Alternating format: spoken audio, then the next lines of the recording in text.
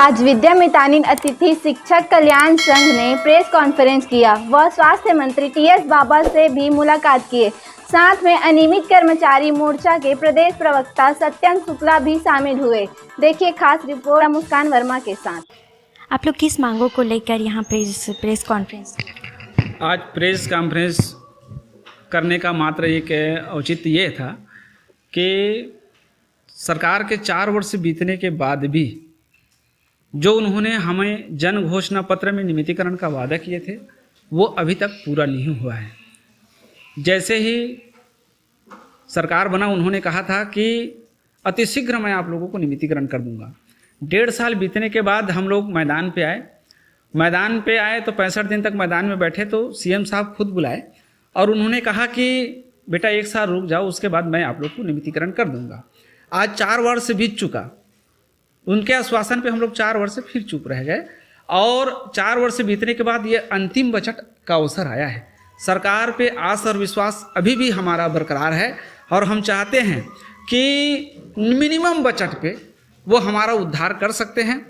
वर्तमान समय में हमको 18,000 मिल रहा है। मिनिमम बजट का मतलब होता है 24,500, जिसमें अभी 13.5 करोड़ रुपया हमारे लिए खर्चा होता है। उसमें मात्र 1.5 करोड़ का और खर्चा आएगा और हम सब के सब नियमित हो जाएंगे, तो सरकार को बोझ भी नहीं आएगा और हम सब के सब स्थायीकरण नियमितीकरण पा लेंगे। हम यही चाहते हैं। आज आपकी किससे मुलाकात हुई और क्या विषय में बात हुई? आज हमारा सर्वप्रथम माननीय टीएस सिंहदेव जी जो स्वास्थ्य विभाग के मंत्री हैं उनसे मुलाकात हुआ। तो उस समय क्या हुआ था, 2018 के आंदोलन पे ये माननीय टीएस सिंहदेव जी हमारे वहाँ आए थे, धरना स्थल पे आए थे। आज के स्वयं मुख्यमंत्री जी आकर के हमारे धरना स्थल पे हमारा हड़ताल तोड़वाए थे जूस पिला करके। तो माननीय टीएस सिंहदेव जी जन घोषणा का मेन थे, वो क्रियान्वयन किए थे। तो उन्होंने लिखा था कि जैसे जो छत्तीसगढ़ के हमारे विद्यामितान शिक्षक हैं उनको हम नियमितीकरण करेंगे। तो हम लोग इसीलिए उनसे मिलने गए थे कि अंतिम बजट आने वाला है और हमारे लिए सरकार के द्वारा कोई प्रतिक्रिया नहीं दिखाई दे रहा है। तो उन्होंने कहा कि बेटा कि मैं अपने तरफ से सरकार को पत्र प्रेषित कर चुका हूं और सरकार की मंशा है कि आप लोगों को जल्द ही जल्द नियमित किया जाएगा और मैं थोड़ा और कोशिश करूंगा, बोलूंगा। और आप लोगों के नियमितीकरण पे तो बजट ज़्यादा आने वाला नहीं है। आप लोग यदि स्थायी होंगे तो समान काम समान वेतन के तरीके से आप लोग आगे चल के अपने वेतनमान पा सकते हो। तो हमने उनकी जो बातें थी अच्छे तरीके से सुनकर से सरकार से भी रिक्वेस्ट करते हैं, प्रार्थना करते हैं कि हमारे नियमितीकरण पे कोई भी प्रकार का अड़ंगन नहीं है।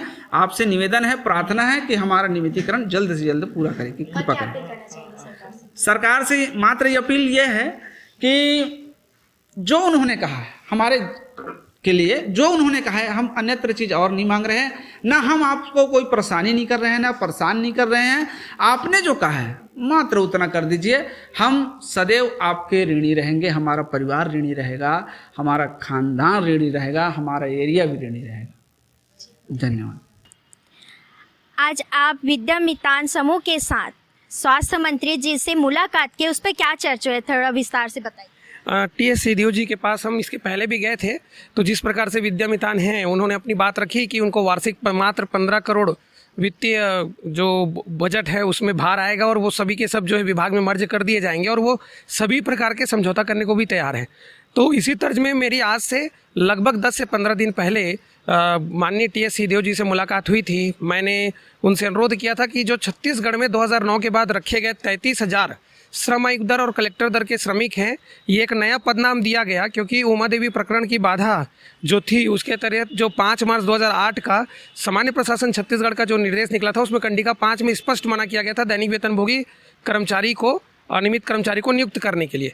इसी वजह से विभाग के उस समय के अधिकारियों ने नए पदनाम श्रम आयुक्त दर श्रमिक और कलेक्टर दर श्रमिक के रूप में 2009 से हम सभी को रखना प्रारंभ किया। अब वर्तमान में भी हम लोग रखे जा रहे हैं। तो हमारी संख्या लगभग 33,000 है। तो उसमें हमने जो उस समय टीएस सिंहदेव जी को जो पत्र सौंपा था उसमें बताया था कि वार्षिक जो बजट है वित्तीय भार न्यूनतम वेतनमान 19,500 और 15,600 में यदि इन 33,000 लोगों को विभाग में मर्ज किया जाता है, मध्य प्रदेश की तर्ज में स्थायी कर्मी बनाया जाता है तो मात्र 287 करोड़ वार्षिक का बजट भार आएगा। यदि इसमें 10 वर्ष का बंधन लाते हैं कि जिसका 10 वर्ष होते जाएगा वो विभाग में मर्ज होते जाएंगे तो वर्तमान में तत्कालिक जो वित्तीय बोझ आएगा वह लगभग 86 से 87 करोड़ से ज़्यादा नहीं आएगा। परंतु हमने उस सुझाव पत्र में सरकार को आग्रह किया था कि कोविड में हमारे छत्तीसगढ़ प्रदेश की जो बजट की वित्तीय हालत है वो अच्छी नहीं है, तो हम लोग जो वर्तमान वेतनमान जो हमें मिल रहा है 12,430 से लेकर के 10,220 के बीच के 4 श्रेणी के, उसी वेतनमान को यदि कोई कानूनी पेच ना हो तो उसे ही न्यूनतम वेतनमान मानते हुए बिना किसी वेतन वृद्धि के हमें विभाग में मर्ज कर दिया जाए।